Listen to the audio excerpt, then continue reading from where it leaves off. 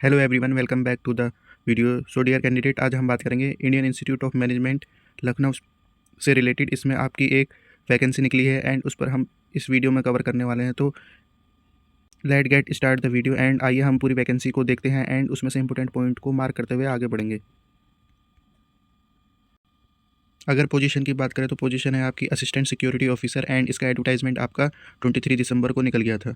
आइए हम इसमें पूरी पीडीएफ को देखेंगे एंड अप्लाई मोड की बात करें तो आपको सिंपली दी गई लिंक पर क्लिक करके आपने अपना एप्लीकेशन फॉर्म भरना है बिफोर 30 जनवरी 2025। एंड सैलरी की बात करें तो इसमें आपका 55,000 टू 65,000 सैलरी रहने वाली है। तो शुरू करते हैं पीडीएफ को पढ़ना।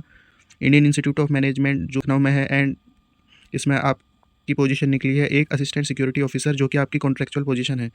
अगर हम बात करें कॉन्ट्रेक्चुअल पोजीशन से रिलेटेड, इन्होंने सीधे लिख रखा है कि यहाँ पे IIM Kashipur campus initially period of 1 year, आपका 1 ईयर का कॉन्ट्रेक्चुअल पीरियड है एंड एक्सटेंड हो जाता है year two year basis for further 2 year. तो ये आपका ईयर टू ईयर एक्सपेंड हो जाता है, इसका कोई प्रॉब्लम नहीं है। आइए हम एलिजिबिलिटी एंड जॉब रिक्वायरमेंट में देख लेते हैं। अगर इसेंशियल क्वालिफिकेशन एंड एक्सपीरियंस में देखें तो ग्रेजुएट कैंडिडेट को any discipline with minimum 6 year का एक्सपीरियंस होना चाहिए सिक्योरिटी रिलेटेड अफेयर्स में। तो ये आपका असिस्टेंट सिक्योरिटी की क्वालिफिकेशन है। एंड नेक्स्ट में देखते हैं तो the number of year experience shall be 5 year in case of short term service commission officer.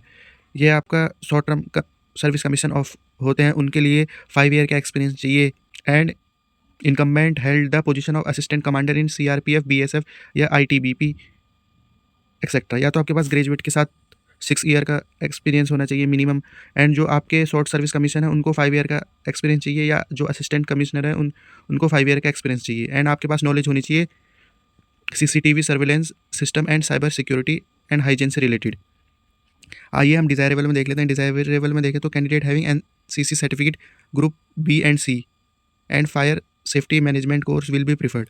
तो जिनके पास फायर सेफ्टी मैनेजमेंट कोर्स है उनको प्रीफर किया जाएगा इसके रिगार्डिंग। तो आई होप आपने एजुकेशन को अच्छी तरीके से समझ लिया होगा। And move on the next point, job requirement में देख लेते हैं हम। Supervision all aspect of security measuring for safety of student hostel and properties of campus. तो ये आपकी जॉब रेस्पॉन्सिबिलिटी रहने वाली है।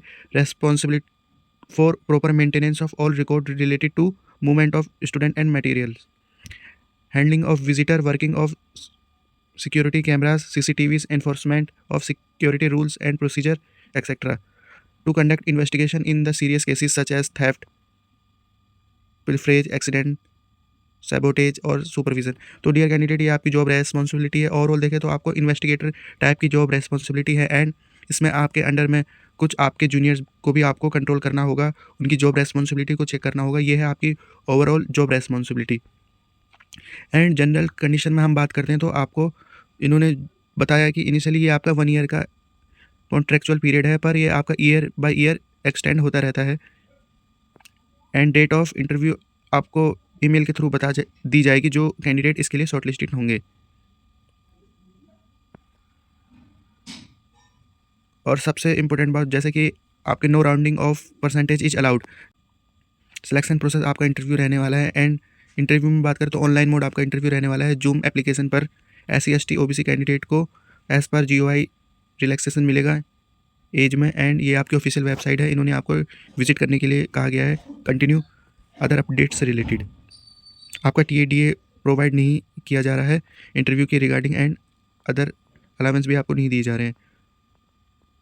एंड बात करें अकोमोडेशन से रिलेटेड तो इन्होंने क्लियरली मेंशन किया कि Tier 3 accommodation will be provide on the campus, availability of accommodation as per rule. तो आपको Tier 3 का अकोमोडेशन प्रोवाइड किया जाएगा कैंपस में।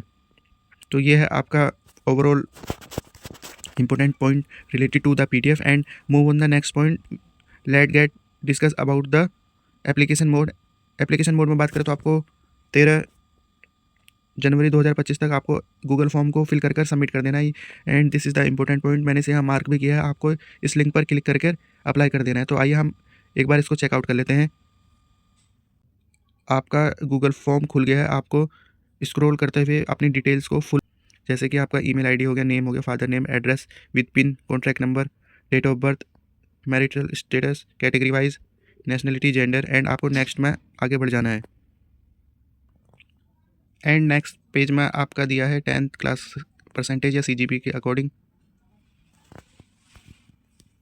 आपने यहाँ पर अपने मार्कशीट को सबमिट करना है, क्लास 12 की परसेंटेज आपने मार्कशीट को सबमिट करना है, ग्रेजुएट ईयर ऑफ पासिंग में आपको डालना है, परसेंटेज आपने यहाँ पर लिखने हैं, and no round off percentage is allowed, मैंने आपको पहले बताया था, इस पर आपको ध्यान देना है। ग्रेजुएट कैंडिडेट, यहाँ पर आपको ग्रेजुएट की अपलोड करनी है, ऑल सेमेस्टर या ईयर वाइज आपको पोस्ट ग्रेजुएशन से रिलेटेड यहाँ पर लिखना है। अगर आपके पास पोस्ट ग्रेजुएशन है तो यस लिख सकते हैं, अदरवाइज आप नो। ये आपकी कोर्स से रिलेटेड नेम हो गया, project, year of passing, percentage and division आपको यहाँ पे लिख देना है। पोस्ट ग्रेजुएट यूनिवर्सिटी या नेम ऑफ कॉलेज, ये यहाँ पर आपको पोस्ट ग्रेजुएट की ऑल सेमेस्टर या ईयर वाइज आपको मार्कशीट अटैच करनी है। अदर कोर्स से रिलेटेड आप यहाँ डाल सकते हैं। ईयर ऑफ पासिंग कोर्स 1 है आपका, परसेंटेज में फर्स्ट कोर्स, डिवीज़न आपको यहाँ पे लिख देनी है, एंड आपको इसको नेक्स्ट कर देना है। सो डियर कैंडिडेट, इसी प्रकार से आपको आगे बढ़कर सारे फॉर्म को फिल कर लेना है। तो आप इस लिंक के रिगार्डिंग डिस्क्रिप्शन में चेकआउट कर सकते हैं। ऑल इंडिया से इस जॉब के लिए अप्लाई कर सकते हैं। आपको बिफोर 13 जनवरी तक इस फॉर्म को भरकर सबमिट कर देना है। तो ये थी आज की ओवरऑल PDF जिसमें कि हमने वीडियो को कवर किया है। तो रखते हैं इस वीडियो को इसी पॉइंट तक। Thank you for watching this video.